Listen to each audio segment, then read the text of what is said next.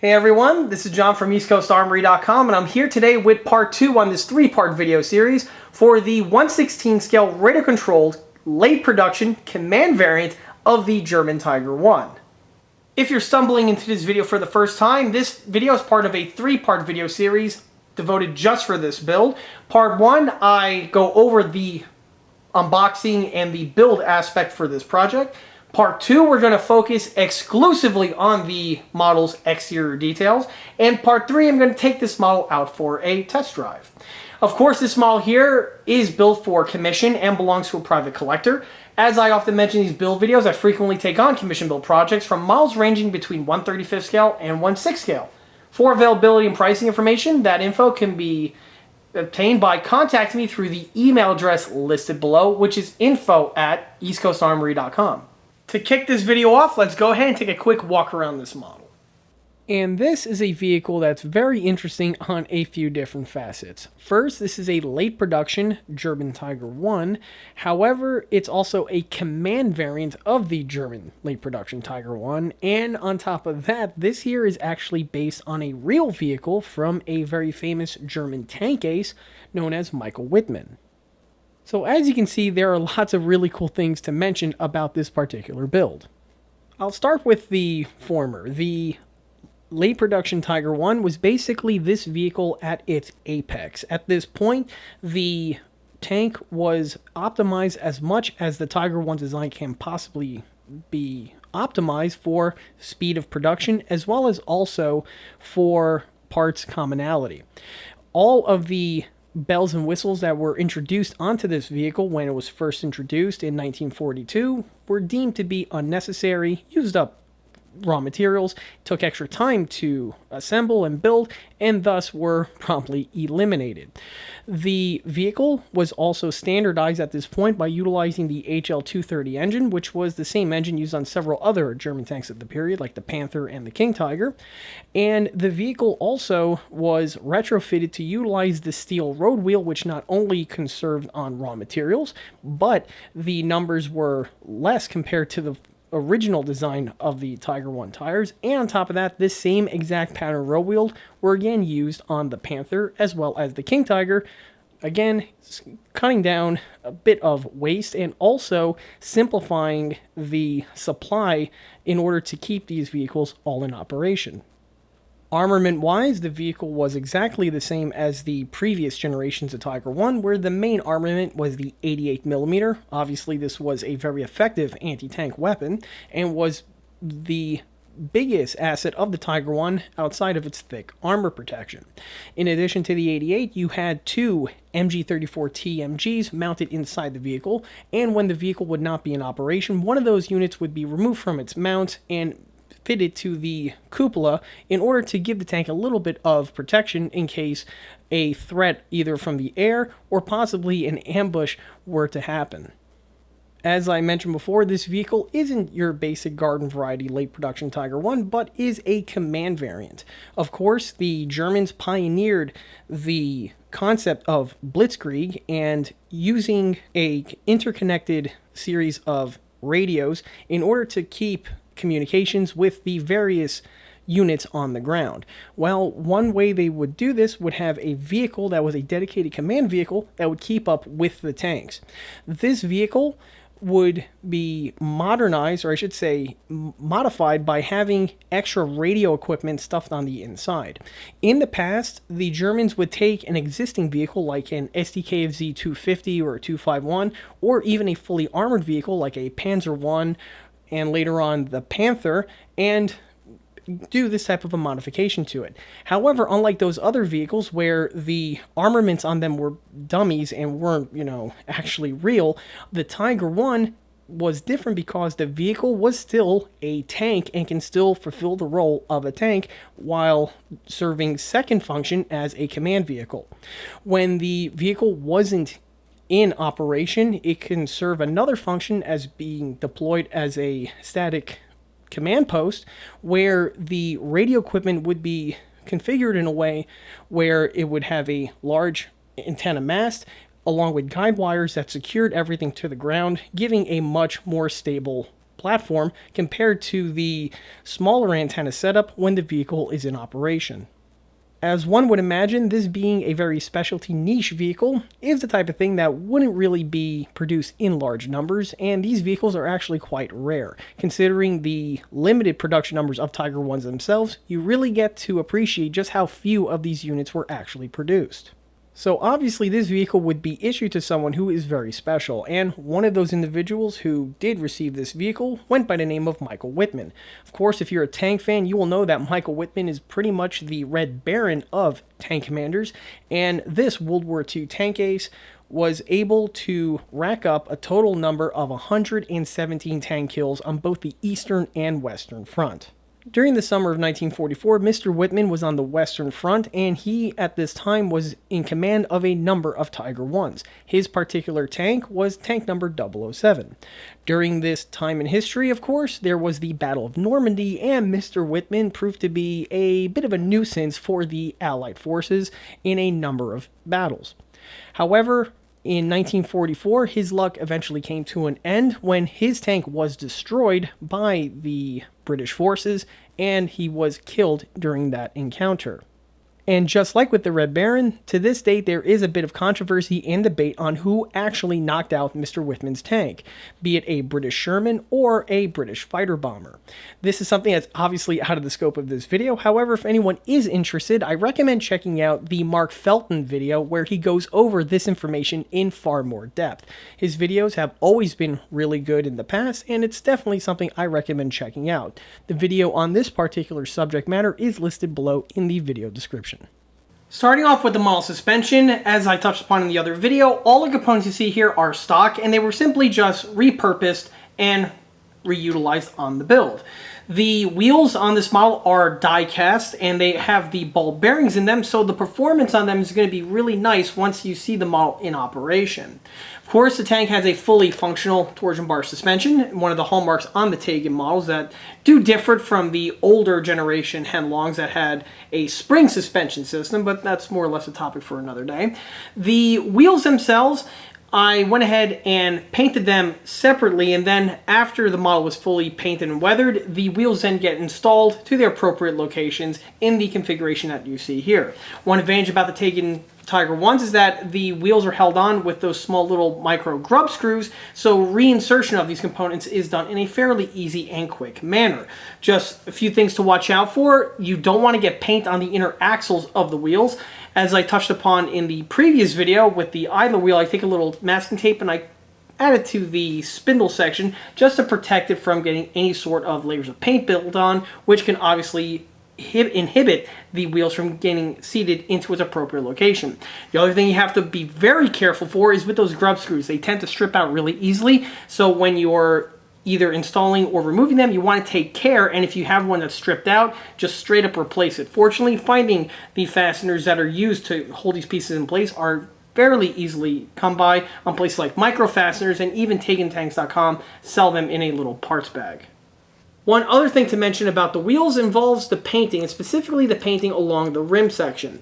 Of course, these wheels here are known as the steel wheel, and although that name is apt, it's not really the whole material that they're made of. These things are kind of a concoction of a bunch of different parts that sandwich together when there's O-rings and all sorts of stuff. But basically what you need to know in terms of weathering is that the portion on the wheel over here that makes contact with the track is steel, and because of that, these areas here will wear very, very quickly. So when you're building a model, you want to go ahead and actually paint the rim here of each of the wheels.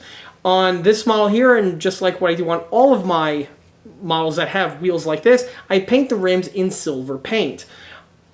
Obviously, when the real tank would be driven, the paint would wear off very quickly, revealing the silver color of the bare steel underneath. On the model here, although some people will say, yeah, but John, the wheels on this model are really metal, so painting them silver is not really necessary. Well, yes and no. The wheels are made out of metal, yes. However, the paint will not necessarily wear off that quickly on these models here, and it's something that can possibly hurt the look. So what I like to do is I like to just hedge my bets, and I paint the tires in the steel color when the model is being built, and then as the model gets driven and the paint wears off in the appropriate locations, it will just further enhance the build as opposed to hurting it. Much along the lines what I did to the track over here. Same type of thing, as I mentioned in the other video, the track was degreased. After that, it was painted with the Rust-Oleum dark gray spray paint that I touched upon before. Once the paint sets, I then go ahead and dry brush the scratched metal surfaces that you see here. The metal surfaces give the look that the tracks have their bare metal poking through, but because these tracks are metal, of course, as the model gets driven, these areas here will eventually wear down, and once they do, the actual metal material of the tracks will poke through, again, giving you some enhanced look. In addition to adding the paint to the steel rims of the road wheels, the same was also done to the idler wheel as well. And while on this section here, you get to see what the idler wheel looks like with the East Coast Armory hubcap fitted in place. As I mentioned before, this bit of detailing is absent on the kit, and now that it's fully installed on the model, you really get to see how complete it makes the rear section of this vehicle. On the opposite end takes to the sprocket. Again, this is the stock piece, and even the hubcaps are stock with this model. The sprockets are reinstalled with the fasteners that are supplied with the kit, and during the installation I add a small little swipe of Loctite on them, as I customarily do on these builds, just to prevent the fasteners from ever working themselves loose. Only a very finite amount of Loctite is used. Of course, if you ever have to get access to the sprocket and remove it, this is easily overcome with a little bit of torque from your wrench. But it's just enough on there just to prevent the fastener from working loose as the model gets driven. The hubcap itself, it's held on with just a little bit of white glue. The tolerances are pretty tight on this component over here, and just the addition of the white glue was really all that was required in order to just really ensure that the piece stays where it needs to be as the model is driven. Of course, the white glue is a temporary type of adhesive, and if you ever have to, for whatever reason, get access to the hubcap, the glue can easily be overcome with the use of a plier, much along the lines as I did when I first started the build. And yes, being an ECA build, the Zerk fitting is of course painted in red, which is something that I always mention in these videos. While on the front area brings us to the lower hull section.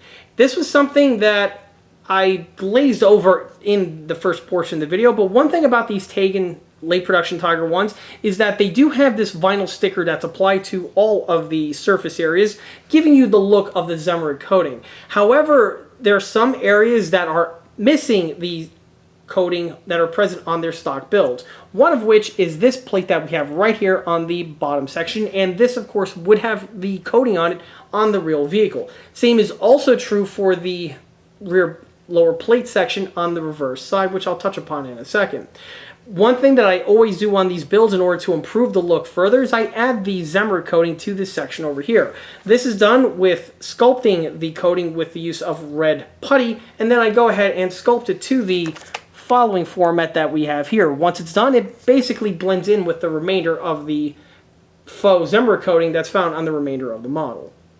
And again, while on that topic, you can see what the rear plate looks like with that coating added in this location that we have right here.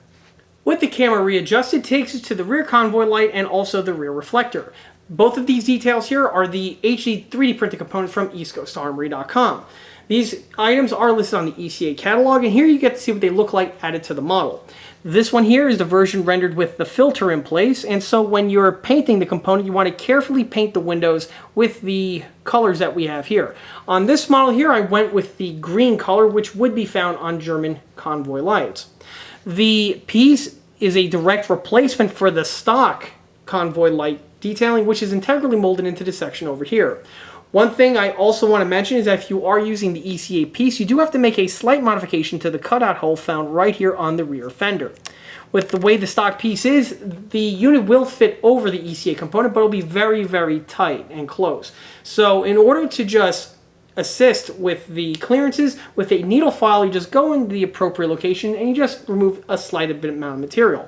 Once that material is removed, you can see that the component completely clears the ECA piece and makes absolutely no contact with it. On the component itself, on this model here, the detailing in the back is non-functional, and this was something that was requested by the customer.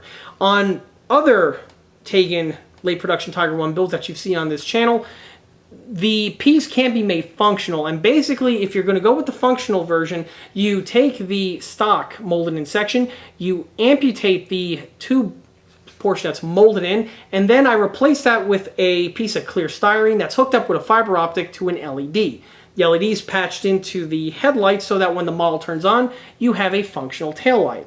However, if you're going to go with the East Coast Armory version, you can't use that system because it doesn't really work when you patch it into the fiber optic. It's far too small, and the light doesn't really transfer as it does with the other method that I mentioned before. So on this model here, the taillight is purely just there for detailing. 3D printed one that I mentioned before. The kit does have this component technically molded into this section. However, as one would imagine, it's very basic and simplistic with its overall execution. The ECA one goes on directly over that section once it's deleted with a Dremel. In order to paint the ECA piece, because the piece is translucent as is the tubular taillight, on this section here you paint the rear area with the red coloring, and then you paint the face here with the color of the vehicle, be it yellow, green, or in this case brown. Once the paint is added to the appropriate locations, it really does have a nice realistic look to it compared to just trying to replicate that by just painting the face section with one color or another. Moving upward takes to the rear mud flap, and the mud flap here is the stock kit supplied units, and we're mounted with the kit supplied hinges as they work pretty good. One trick though that I make to the rear mud flaps is basically like what I touched upon in the last video with the front mud flap, where there's no detailing on the underside portion. In fact, you do have some unsightly injection pinholes that are present on the molding.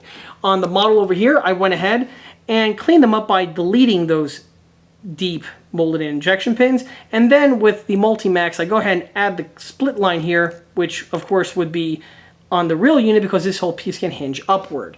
This improves the detailing on the rear mud flap and just makes for a better presentation compared to just leaving it stock. Of course, on the real Tiger I, there's a lot more details going on the underside over here, but for the purposes of this build, the way you see it here should work perfectly fine. And from the mud flaps takes us to the remainder of the rear detailing, and this is something that departs this build here from the other late production Tiger I builds, and even the other Command Tiger I build that I've done in the past. Normally on these Tiger Is, the jack would be located in this section over here, and the tow cable claw would be mounted vertically around this area. Well, for this particular example, I actually went ahead and went through the motions during the build and installed the components as I did on the last Command version of the Tiger I. Because the Command tank does have this large tube that needs to be fitted to the rear, on the last build I fastened it in this area that we have here. And at first that's exactly how I modeled this build that we see in front of us. However, while I was doing some research on the tank in question, of course, the one photograph that I encountered was the one famous photograph of this tank where it was knocked out and the turret was blown sky high.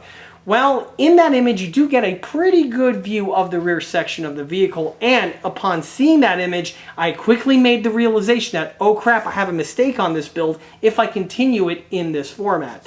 You see, the real 007 Tiger I had the configuration of the detailing that we have here, where it is a mirror image.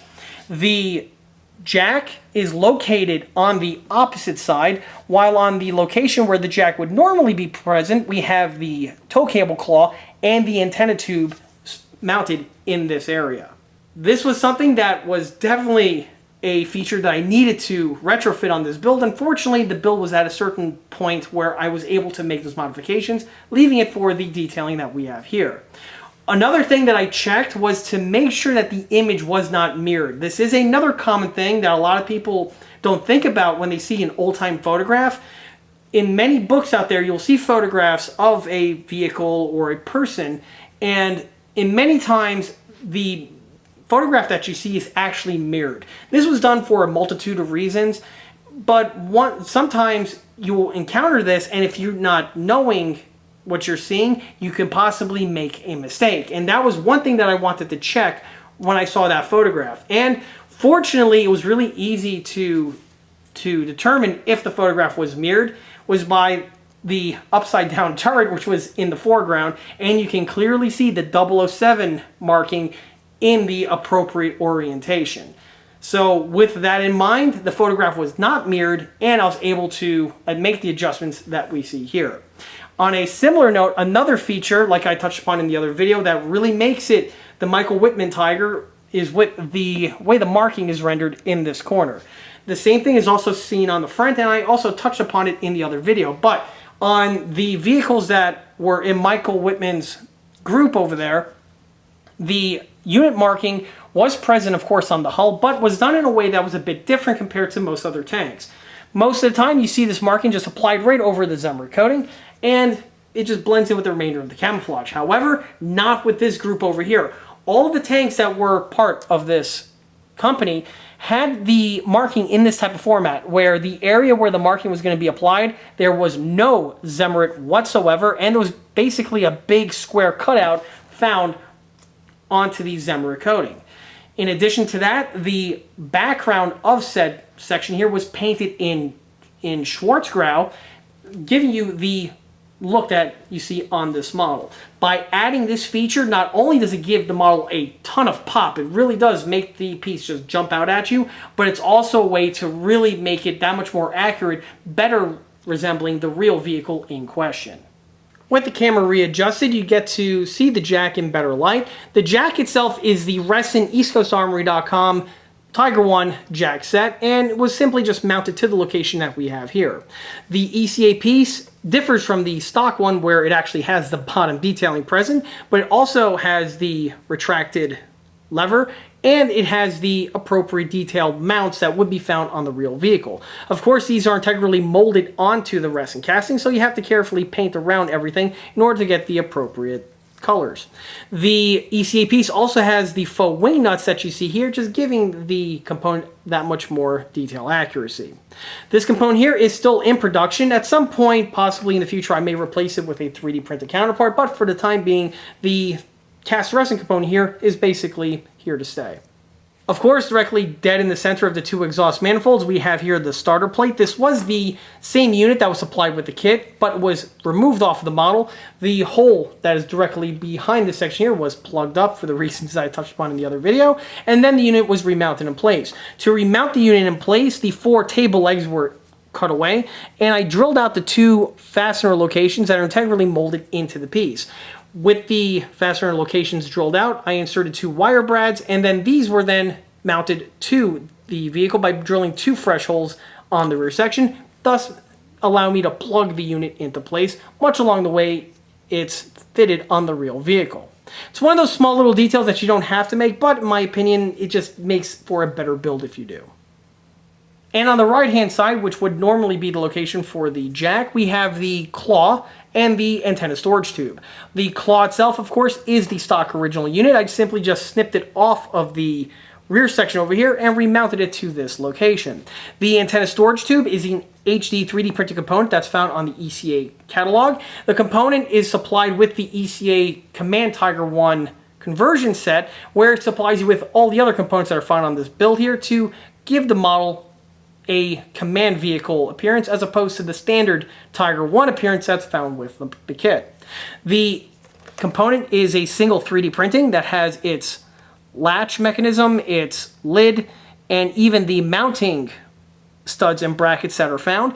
On the real unit, the bracket would be bolted to 2, or I should say 4, bosses that are integrally welded to the vehicle. On the model over here, those welded bosses do have the fastener details, and there will be detailing present, but of course it's integrally printed to the piece, so it's just a drop-in installation.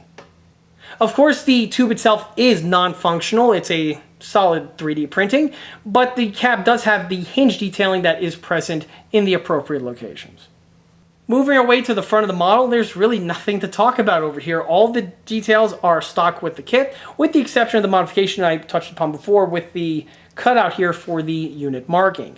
The other thing I want to mention is that with the driver's visor over here, there's just a blank plastic section behind it.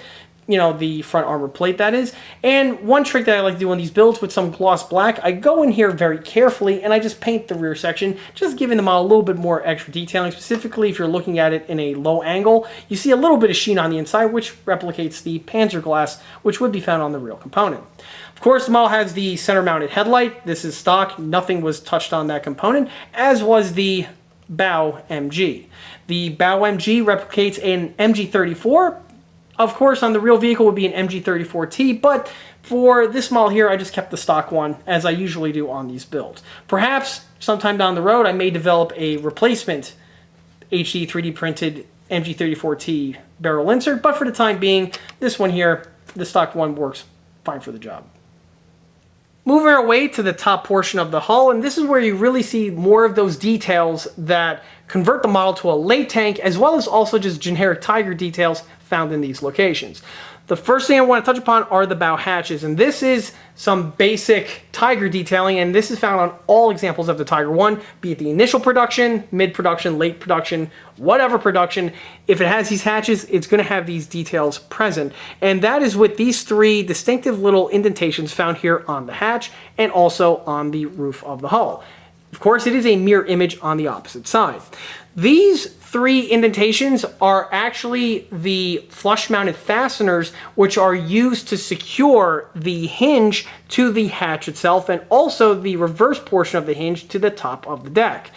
They are mostly flat, but you do have a slight indentation in these locations over here. These indentations are absent on the stock kit, but if they are added, they really do improve the look of the model overall. These are applied with a Dremel and with a small router bit. You have to have a nice steady hand, and you basically just add the fastener details to the appropriate locations. Of course, it's something where you don't want to do it freehand, and you really want to mark precisely everything with a pencil, just so you know exactly where the bit's going to go. Once the indentations are added, it really improves the look of the build, and there are a few locations on this model where you will see a similar detail. Mostly the rest are found on the turret. As for the hatches themselves, they are still fully functional, and this is how you get access to the inside electronic components, which I will be touching upon in part 3 of this video series. The other bit of Tiger detailing that I mentioned in all of these videos, and it's something that is absent on all of the 116 kits on the market, is with the center weld bead found right here on the front portion, and there's another one matching right here on the rear. As I always mention in these build videos, the Tiger I's hull roof was comprised of two plates that were a mirror image from one another. The plates are then positioned to the hull sections and then welded in place. The center portion over here where the two plates join, there would be this very distinctive weld bead found in this location. Then the weld would continue on the area on the rear. This bit of detailing, like I just mentioned, is absent on all these builds, and it's something that I always sculpt on with some epoxy. And it's one of those details that always doesn't hurt when you add to the build, and it always makes it improved compared to leaving it without that section present. Another bit of detailing that's another generic component that's absent on all these RTR specific Tiger ones is the front air blower. The front air blower is found, of course, on the Tiger I, and this bit of detailing here is present on the Tamiya. However, for one reason or another, it's absent on all of the RTR models, and this is always because they all evolved from the Henlong, which omitted this component, probably to save on cost. But what's hilarious is that the Henlong tooling has the bottom portion of the air filter mount that is present on the Tamiya kit, and it's just requiring you to drop this component into place. And this piece here was one of the first detail components I ever designed for the 1/16 scale Tiger I's, and it's a super simple addition to make. You just drop it directly where it needs to go, and this completes the remainder of the detailing that is found on the front hull. With the discussion of the center blower out of the way, this takes us to the late Tiger I specific detail components, and this will start with the tool locations.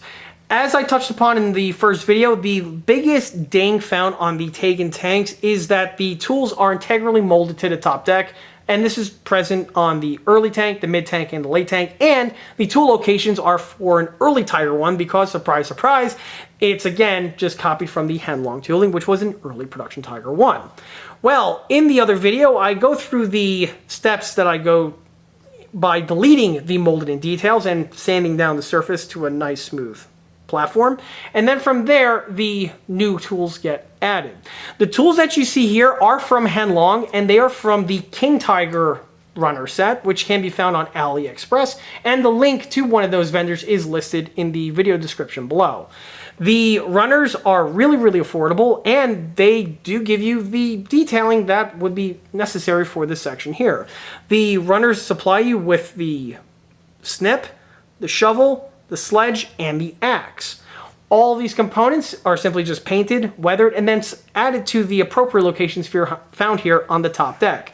The trick, though, is to know exactly where the tool locations go, and fortunately there are lots of photographs out there on a Google search, which will show you not only some blueprints out there for the Tiger I, but also it's not hard to see some 1/35 scale examples of these late production Tigers where you can see all the detailing here in better light. The Henlong King Tiger is not the only set out there that supplies you with these tools. Two other options would be the metal tools from Mano. However, these aren't really as great as one might think they are. Some people out there might say, well, metal, that means, they're better by default, and that's not necessarily the case. The problem with the Mano tools is that they don't supply you with the tool post. So you just have this shovel just sitting there aimlessly on the deck without any sort of straps holding it in place, and it requires extra work by you, the builder, to go ahead and fabricate said features. The Henlong tools, in my opinion, are much better because they have these sections molded in, and then you just simply paint them and blend them into the remainder of the tank's external detailing. Another option is the Henlong Tiger I tool runner, which again is another piece that is commonly found on AliExpress. Oddly enough, and interesting as this is, Henlong themselves, after making their Tiger I, a number of years later, revised it and correcting a lot of the mistakes that were made by Henlong when they first made that kit. One of which is to delete the molded in tools and giving the tools on a separate runner, which is kind of funny because arguably that's one aspect of the Henlong that's actually better than the Taigen, but there's more on that to mention. On the Tiger I set from Henlong, that set's also pretty good, but it does have one weakness, and that is with the shovel that we have here. And I believe it's also true for the sledge. With the way the pieces are installed on an early production Tiger, the format's a little bit different and the orientations are changed. Why this is relevant is because if you install the axe in the location that we have here, you actually have to glue it on the back side, which means you do have to do a little bit of body work by deleting some pin marks as well as even the mounting pegs that are found on that piece. The King Tiger runner over here gives you the same basic tool post, but you don't have to go through that extra step, which is why if you're modeling a late Tiger and you want to add tools to it, I recommend the Henlong King Tiger tool set as opposed to the one for the Tiger I. However, this is only true if you're working on a late Tiger like this one here. If you're working on a mid or a early production Tiger, I can't recommend the Henlong Tiger I tools runner enough because it actually does have some tools that would be better suited for that type of a build. On the tools themselves, you can see that the wooden handles are painted appropriately, as are the metal tool heads. On the clipper over here, one thing that you'll notice is that the handles are a different color compared to the wooden handles that are found on the remainder of the tools. This is because on the real clipper, the wooden handles are actually a thin veneer wrap that's wrapped around a steel handle, and it gives a little bit of extra cushion. So when you're modeling something like this, it would be a good idea to have the piece rendered with a slightly redder type format compared to the other color that you generally use on the remainder of your tools. And again, it's another way to give a little extra pop to your model without having to really do anything all that extravagant. One thing I want to mention about the axe, the handle is slightly longer than it needs to be specifically for a Tiger I. So one really quick thing to do is just simply snip off the extra material to the length that we have here, and now you have the axe at the appropriate length for one of a late Tiger. As thorough as the Henlong King Tiger runner is, there is one bit of detailing that is not present, and that is something that is going to be needed for a Tiger I And that's what we have right over here, which is the crowbar. The crowbar that you see on this model is scratch built out of metal. It's then soldered to a piece of brass to act as the plug, and then the unit can drop directly into place. For the tool posts, these are fabricated out of two little sections of heat shrink tubing that are secured to the location and then shrunk to the shape that you see here. Once the unit was assembled, was painted, weathered, and then dropped directly into place. For something like this, you really need to have a stem that emerges into the model just to keep it in place and to prevent it from popping off and running around loose, which is something that could possibly happen, specifically since this is a radio control tank.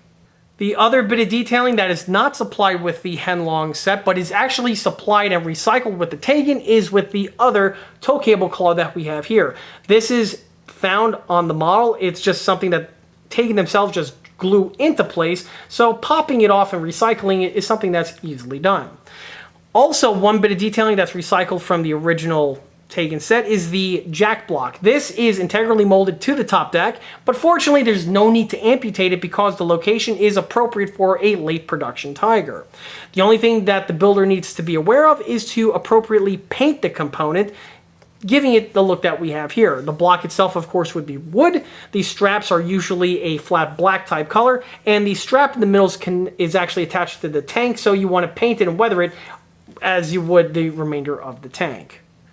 The last bit of equipment to mention before I depart from this area of the build involves the turret neck protective ring. This, of course, is an iconic bit of detailing that is found on the late production Tiger, and the model over here, the component, is the ECA cast resin one. The unit just polishes up and then gets secured into the appropriate location that we have here. The ECA one does have the appropriate detailing because this section is actually in segments, and it's just not one continuous ring, and the piece also has a certain format for its mounting fasteners, which are present on the ECA resin casting. Moving from the front takes us to the main tow cables. Of course, these are the kit original ones, and they were just recycled and remounted in place. The cables themselves are decently rendered on the Taigen model, and when you're painting them, you just want to pay attention to some of the small subtleties on them in order to get them to their full potential. On this one here, the sleeves I painted in Dunkelgelb, and I weathered them accordingly. This is something that can have some options to it. I've seen examples where they are all just in black, and I've seen them in yellow that we have here. As for which one to go with, well, this really more or less depends on personal choice and also depending on the vehicle in question. So if you're able to find a nice clear photograph and you can tell a clear difference in the color, you'll know exactly how to render them on your build. The next thing to mention is with the tool posts. Of course, these are integrally molded on, and you want to paint them the appropriate colors, much as along the lines you do with the tools. And the last thing that I want to mention is something that is always commonly overlooked, and that's with the cleaning staves. The cleaning staves are found on these three locations right here, and of course it's a mirror image on the opposite side.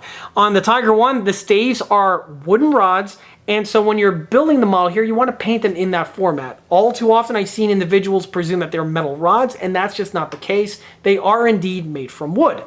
The rods also, of course, telescope together, and this is done via the use of fittings. The fittings on the Tiger Is were made of brass, and the components do have the basic detailing integrally molded on, and the one thing that the builder has to do in order to really squeeze out a little bit more accuracy out of these parts is to simply paint the end connectors on either side with a swipe of gold paint. Once this is done, you get the maximum amount of detail with the minimum amount of work.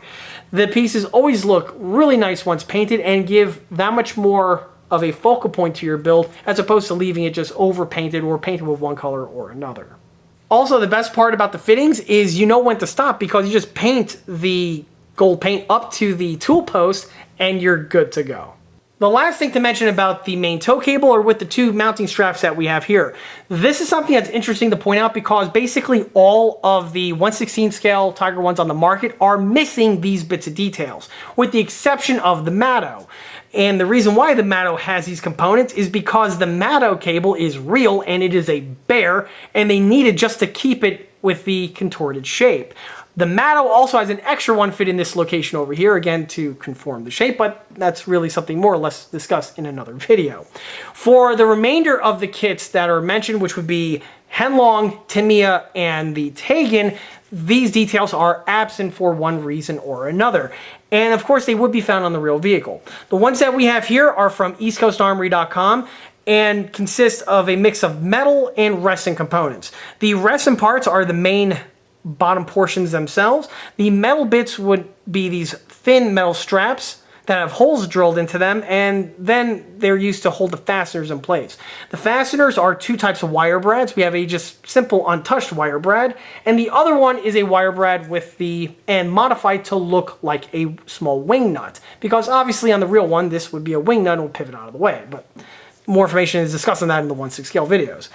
On these ones over here, the way you find their locations is really, really easy. And that's because on the plastic tow cables that are out there, on these two areas, there are the bottom pegs that descend into the rear fan cover that we have right here. And the unit just simply gets sandwiched in between the tank and the tow cable, giving you the appropriate detailing. One other thing I want to mention is that currently these pieces are listed on the catalog. However, I am dying to replace them with a HD 3D printed component at some point in the near future, but for the time being, the old school ones are currently on the catalog. Jumping back to this area over here takes us to the other Command Tiger specific components that are found in this location. You have here the antenna clamp, the refueling spigot, and also the main antenna base. Starting with the antenna base, what's unique about the Command version is that the antenna base is much larger compared to the one on a standard Tiger I, and it's much deeper.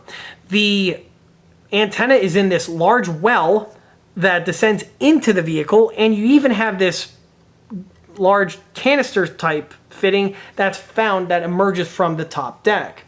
On the inner portion of the part that recesses into the vehicle, you have this very large and distinctive white porcelain insulator, and the large rubber insulator connects to it. The detailing is all part of the ECA HD 3D printed component and consists of a single printing. The piece just gets mounted in this location here by the builder boring out a large hole in this area. That's of course the appropriate size, and then the whole unit gets inserted by mounting it from the inside out. Once the unit is mounted in place, you get the appropriate detailing that we have here. The other detailing to point out is with the refueling spigot. The vehicle, because it has so many extra radios in it, it needs an extra electric generator. And the generator, of course, is a gas-powered generator, and it's found on the inside of the tank. The generator utilizes its own independent fuel source, so occasionally you are going to have to top it off. And the refueling portion is right here, found adjacent to the antenna base. The German fuel spigot system is rather not very German, I shall put, where we have just a standard screw-on pipe fitting, and there's this lug over here that the pipe fitting gets placed on top of when you're filling up the gas tank. The section over here, which is used to just prop the piece up, is there just to prevent the cap from getting dirty and putting, contaminants into the fuel, which obviously would be a bad thing, but, that's why we have fuel separators. And it's nothing more than just this large steel lug that's welded on top of the plate of the vehicle. The other thing that you'll find is a third little lug that sticks up, and this is actually a chain retention clip mount, and the real unit is chain retained, and the chain retention loops are present on the ECA printing. However, the chain detailing is not included. This is something that the builder would have to source on their own. There are several options out there for really fine chain, but for this model here, I left it chainless. ECA component has all of the weld bead detailing that would be present on the real units, along with all of the appropriate geometry found on the cap itself. Cap is a bit unique, and all those features are present on the ECA printing. The next thing that's found is this little hinged clamp mechanism that we have here. It's a bit tricky because the paint's kind of sealed it up, and also the cable isn't helping, but the piece can also hinge upward and out of the way. What this unit is when the vehicle is in its deployed state, you can have a antenna mast mounted in this area over here, and the piece slides into this tube section and secures into this cup. Then with this vice looking like clamp, you just tighten this section, and this tightens the clamp onto the mast, preventing it from getting loose. All of the details are present, including the lever, the little split line that you can see there, as of course this unit would be able to tighten on the actual unit, and the hinge detailing and well detailing are present on the main receptacle. On the lower portion of the cup, all the detailing of course is also present, including the mounts, the welds, and one thing that's interesting is on the inside portion, hopefully this comes out in light, but you can see that little bracket that goes across, that is as per the real unit. The welds are present on that section as well. On the very top portion of the antenna mast takes us to probably the most iconic bit of detailing, and that's the inverted umbrella. The umbrella antenna detailing is part of the ECA set. It's HD 3D printed, and the piece is quite fragile, as one might imagine, but with working with this type of detailing, it really comes with the territory. The piece is designed to be fully removable, so this is really going to come into handy when it comes to time to ship this thing to the customer. Obviously, something like this being fitted onto the tank and shipped in this format is a fool's errand. But it's also like that for use of maintenance. If you need to get access to the model, all of the antenna masts can unplug. And I strongly recommend leaving them in this format so that it really solves a lot of problems and avoids potential damage to the piece. But the reason why I zoomed out to this section over here is because of with the way the antenna system works, a lot of people don't understand this about these vehicles, but they are intended to be used in two types of configurations. We have the mobile configuration and we have the static configuration. The mobile configuration is with the way the model is rendered here, where we have the three antennas, we have the umbrella mast in this area, and the tank can operate as a tank. But the vehicle, since it's a command vehicle, can also be positioned behind the lines and in a static roll. And the way this is done is that that large antenna storage chute that we have here in the back have several sections of telescoping tubes that connect together and clamp into this section that I just mentioned. Once it's mounted in that section, the antenna is actually really, really high up with that umbrella mast that I just mentioned. In order to keep everything anchored in place, several guidelines are used that descend from the antenna mast and go down and are anchored to the ground, much along the lines as you see on a tent or some other really large type antenna masts. And obviously the vehicle is not going to be able to be moved in that format. With the way the ECA kit is designed, it is only designed to render the model in the mobile configuration, which obviously for a radio control tank would be logical, as it kind of is counterintuitive to have a static position type antenna detailing set on a radio control tank, because it's not exactly the type of thing you can just pick up and go, specifically in model format, which is kind of ironic because you can do that on the real one, but you get what I'm going at. Moving back to the grill work area takes to the Tetra fire extinguisher, and this is another bit of detailing that is foolishly absent on the RTR examples that are on the market. This is true for all of the non-Tamiya tanks from the Matto, Taigen, and the Henlong. What's also funny is that the mounts for the Tetra are present because, again, those are found on the Tamiya tooling. The fire extinguisher that we have here is lifted off of the Henlong King Tiger set. As I touched upon before, that set was used to obtain all the tools, but also found on that runner include the fire extinguisher. So with one runner, again, you have the necessary bits. The piece was just simply painted and weathered in this format and then secured to the appropriate location, which there's no guesswork for because the kit has the two locations integrally molded in place. Also, of course, on this area here, the gas cap weathering was added, as of course on the real Tiger I. These two filler caps here are for the fuel, and these two filler caps here are for the radiators. The next thing to mention is the engine hatch, and of course this area here probably received the most amount of conversion work in order to convert the model fully into a late production Tiger, as opposed to the features that are found on the molding, which is from an early production. I already went to great extent about the center blower, but here you get to see what the ECA piece looks like fully painted and weathered. Here you get to see the new hatch legs that have been fitted in place. The original ones are, again, inspired from Tiger 131, which foolishly have them under the handles here, which doesn't make sense because they kind of get in the way and prevent things from operating, but welcome to Tiger 131. After the Germans saw how much of a mistake that was, they moved them to this area over here. These ones here are the ECA HD 3D printed components, and they have the appropriate shape, the appropriate detailing on them, and also the well bead, so they're ready for installation straight out of the box. The only thing you have to do is carefully mark where they go and then insert them in place.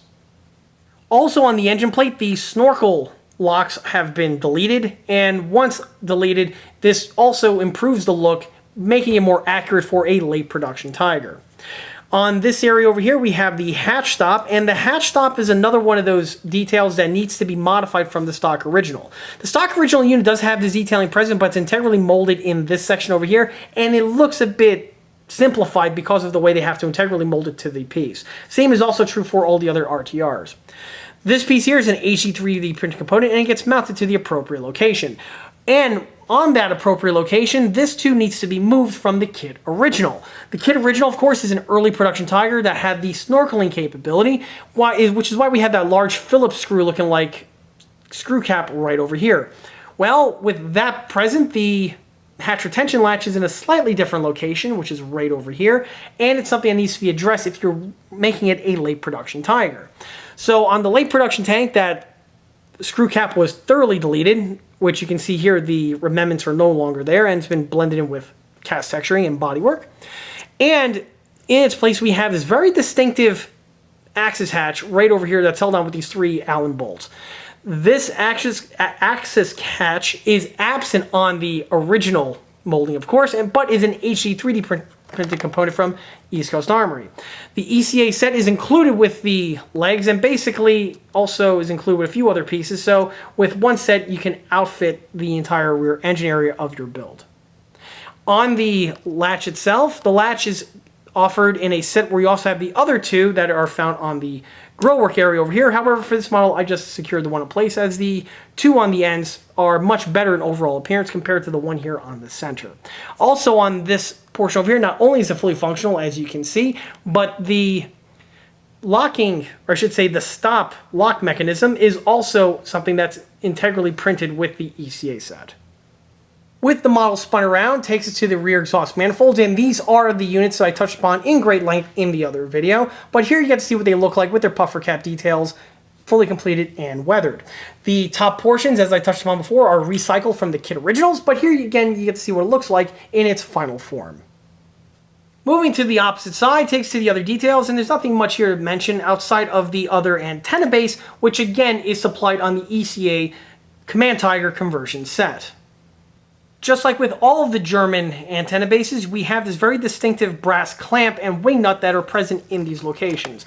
All of these details are integrally printed onto the ECA set.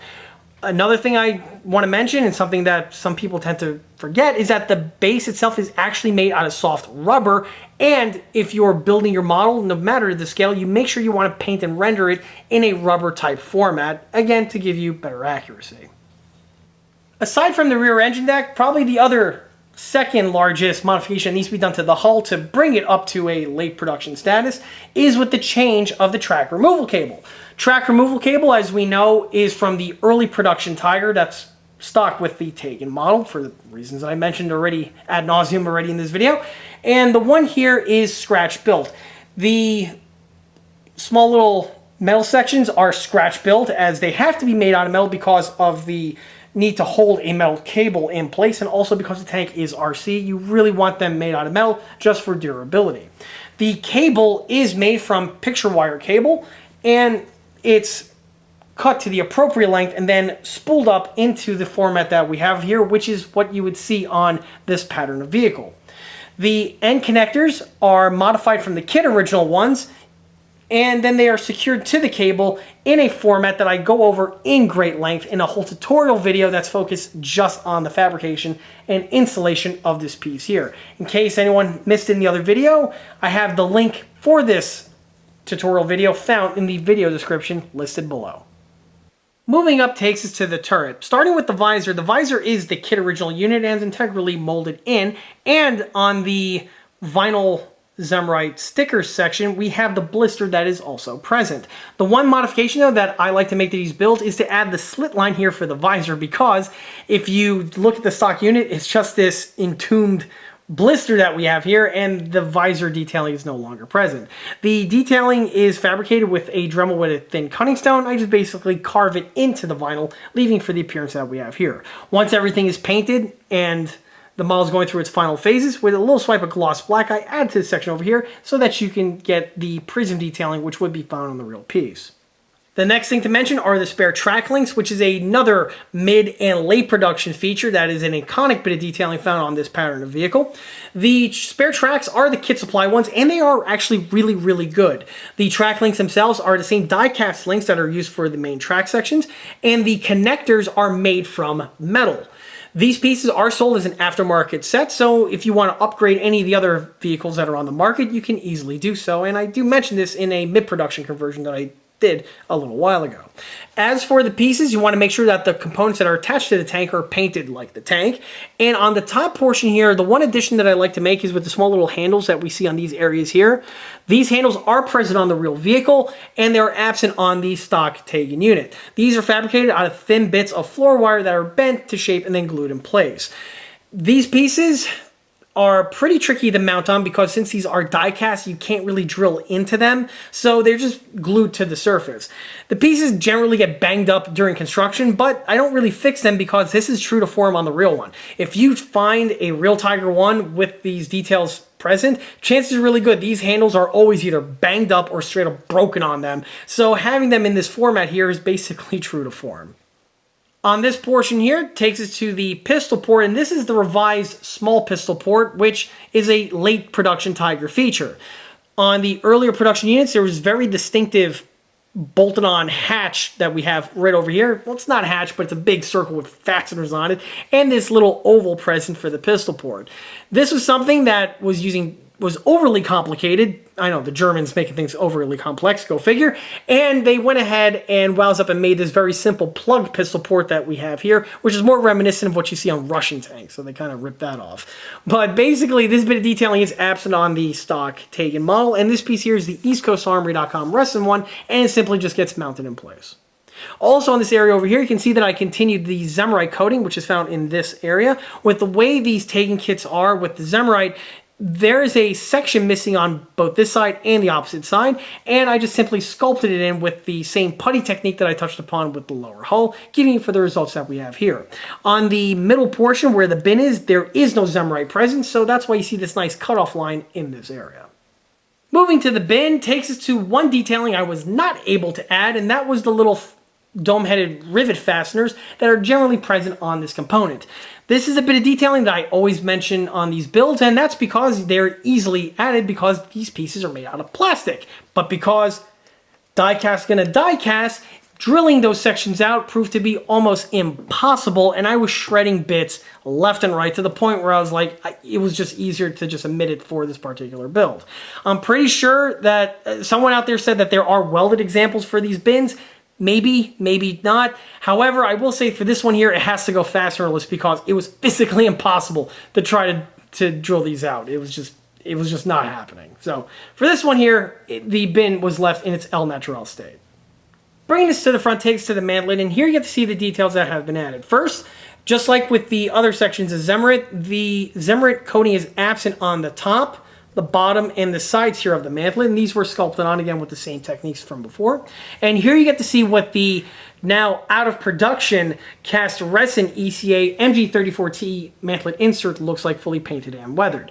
As I touched upon in the other video, this here has just been replaced with a HD 3D printed counterpart, which gives you the same type of function with the LED housed on the inside with the MG34T barrel exterior detailing, but unlike the rest of the one here, the HD 3D printed one is far superior in its external detailing because there's so much more you can do in 3D print as opposed to some of the old school techniques. But here you get to see the last send-off of this cast resin icon, and this was a popular item, and it's one that I'm really fortunate that I was able to tool up, and it's nice to pass the torch to the new generation one that I'm definitely looking forward to using on the next generation of 1/16 Tiger builds. Another bit of detailing that if you blink you'll miss on these Tigers involves the recoil sleeve here. One thing that is present on all Tiger I's is a bushing that's found in this section over here to help balance out the main barrel. The bushing is held in place with a series of fasteners, and there are 3 locations where these fasteners are present. They are both in pairs like this and are on this side right here off the center. There's a mirror image on the reverse side, and then the last one's dead center right here along the middle portion. The fastener locations are just indicated with these 2 small little holes that are drilled into the material, and once you appropriately mark and drill everything out, it really does improve the model overall. The next thing to mention is on the 88 muzzle brake. The muzzle brake here is the stock original unit, and Taigen itself did a decent job rendering this part out. The one bit of detailing, however, that is absent is the locking tab and fastener, which is found right here on the top portion of the brake. What this fitting does is, well, it's simply put, it helps index the brake in place and it locks it in place, preventing it from loosening up during operation. Obviously, the last thing you want on your high velocity 88 is for this thing to move around on you, or for even the vents to be positioned in the wrong location. So the detailing here is something that's actually quite important. Although on this model here, it's just for show, but the detailing is important nonetheless. The last area to mention on this build is with the top deck. The top deck has been thickened, as I touched upon in the other video, because on these late production Tigers, the threat from aerial attacks was so great that they decided to double up the thickness here on the turret roof. The turret roof panels were thickened up with panels of Lexan, and I go into more information about that in part 1 of the series. But here you get to see what it looks like fully fleshed out, and of course it really does fill out this area of the vehicle very well. The remainder of the details, like the periscope, the cupola, the blower, the defense weapon over here, are all stock with the model. Of course, the cupola was modified where I lowered it because the stock one sits too tall for the reasons I mentioned in the other video. But again, once the unit is lowered in place, it really does flesh out quite nicely. The center blower here is the kit original, and for all intents and purposes, the kit one is excellent. The only thing I did was added some well beads into the appropriate locations. The front scope, as I touched upon before, is just the top portion here, which is a guard, but the periscope detailing is absent. Well, on this model over here, I went ahead and added the periscope detailing, which is just a modified resin insert that I have here, and I just mounted it in this area, giving it the detailing that was missing. Also, just like what I mentioned before on the hatches, on the top portion here of the Tiger I, there's this very distinctive row of sunken fasteners that are found right over there, and those are used to secure some bits of equipment on the inside portion of the vehicle. Be it a late production or an early production Tiger, they all have the same type of fasteners in those locations. On the rear area here, where the blower was once originally fitted on the early production tanks, we have here the close quarter defense weapon. This can be used to launch both S-mines or smoke grenades, and it's done with this little convenient mortar found on the inside. The German unit is secured in place again with a number of fasteners, which are done in the flush mounting method, and you get to see the format that we have here. This detailing here was lifted directly from the Wittmann's Tiger I that is found in France, and there is some pretty good drone footage in high def of that vehicle. So if you're looking for, details of a walk around of a late production Tiger I recommend checking that one out. It's pretty good, specifically if you're focusing on the roof. Rear engine deck area, not so much, but the roof definitely is one to really help you out. Also, on the roof area, not only do we have the welds in the appropriate locations, of course, but we also have here the mounting crane hookups in these 3 locations. One unique feature found on the late production tank is the ability to erect a tubular crane, which is used to help hoist out the engine from the engine bay. The hoist mounts are nothing more than these pipes that are welded to the top portion of the turret in these 3 areas, and once these details are added, it really helps to build. These components here are fabricated out of 3 sections of thin heat shrink tubing that were simply just glued to the appropriate locations. Moving to the loader's hatch, this was something that I touched upon in the other video, is an HD 3D printed component and was acquired from shapeways.com. The link for this is found in the video description below, as are the links to all the other goodies that I used on this build. The component itself was utilized because the stock Taigen kit gives you an early production Tiger I hatch, because it's an early production Tiger turret. However, being a late production tank, the hatch would have been in this format here, which is basically like the one found on the King Tiger. Well, here goes the the standard 3D printed component completed, and you can see what it looks like with the cast texturing added to the surface. It really does improve the look of the hatch overall, and I can't stress enough how required and how recommended this hatch is in order to assist in your late production Tiger build. The piece, of course, is fully functional and works extremely well, and it's the way to get access to the kill switch underneath for the recoil system. If you have the BB firing system, of course, the same unit would be utilized, but only to kill the BB firing capability. Right behind the loader's hatch, we have here the final and the smallest antenna base that is found on the piece, and of course this is part of the ECA set. What's unique about this antenna base is it has a riser plate right here that's integrally printed onto the part, and the piece is literally designed to be a plug-in installation.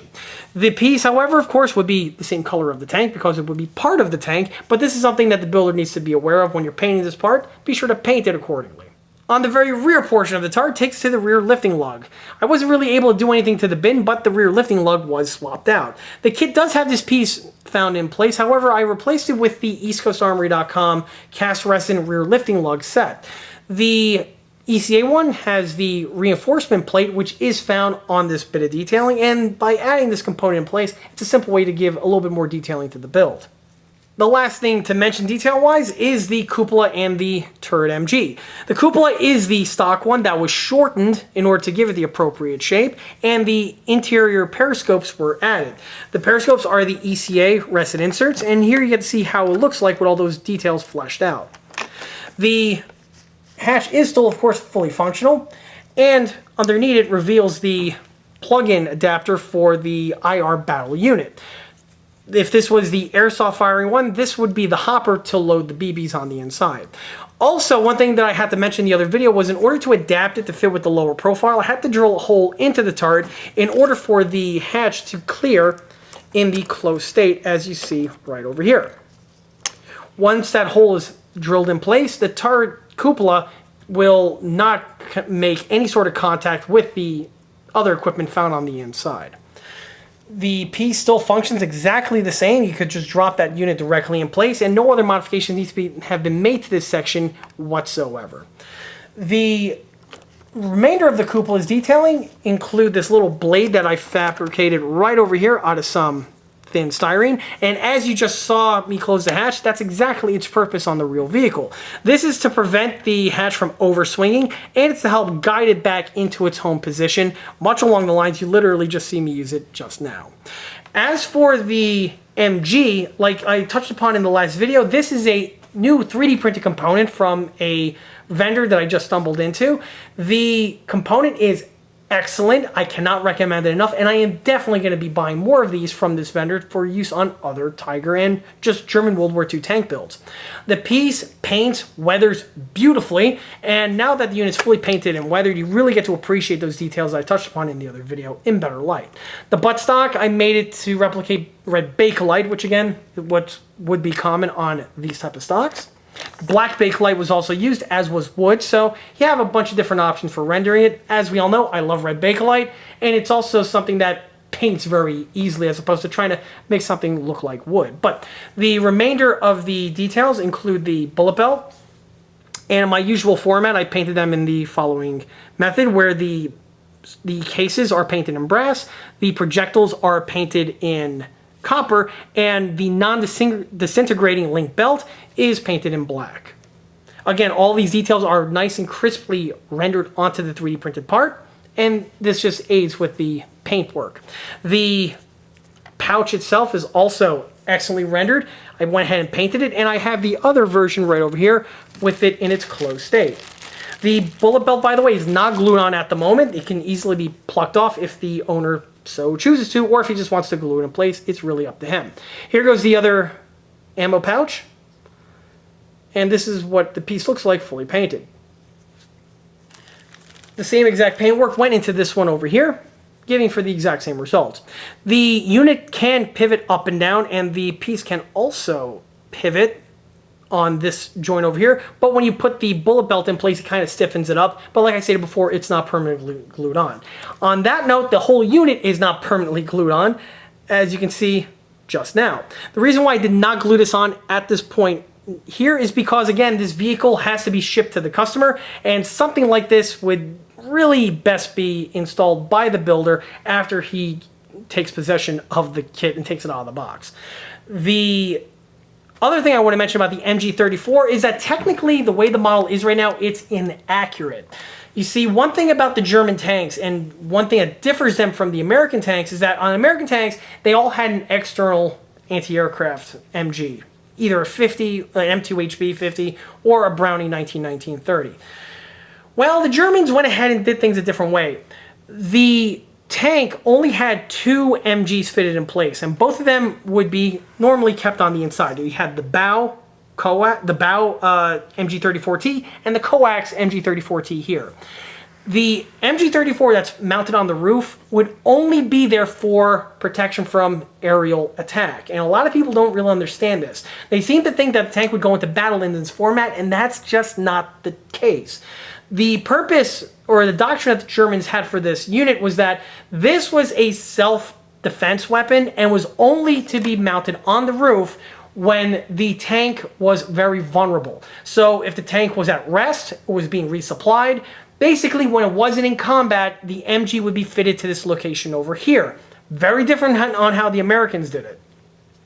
The thing is with modelers is that the MG on the roof looks freaking cool, and I am equally as guilty of this, and I do this all the time. But if you are building the model and you're really a stickler for accuracy, technically the weapon should not be fitted in this section over here. The AA mount is, but the unit would actually be fitted to either the coax or the one in the hull. With a simple latch mechanism, you could remove the unit out, drop in this section over here, snap the buttstock on, and you now have a shoulder-fired weapon. But again, this is something that a lot of people don't really understand out there, and I've even had people argue with me when I literally own an MG34, so I know how the buttstock system works, and they're trying to tell me you can't put one on. But, you know, what do I know? I literally own one. All right, so, but that is something that you have to factor in when you're building a model. As a modeler, I personally like the turret-mounted MG, as do 99% of people out there, but I'm going through this diatribe just to mention that if you're a stickler for accuracy, this is something that you need to pay attention to.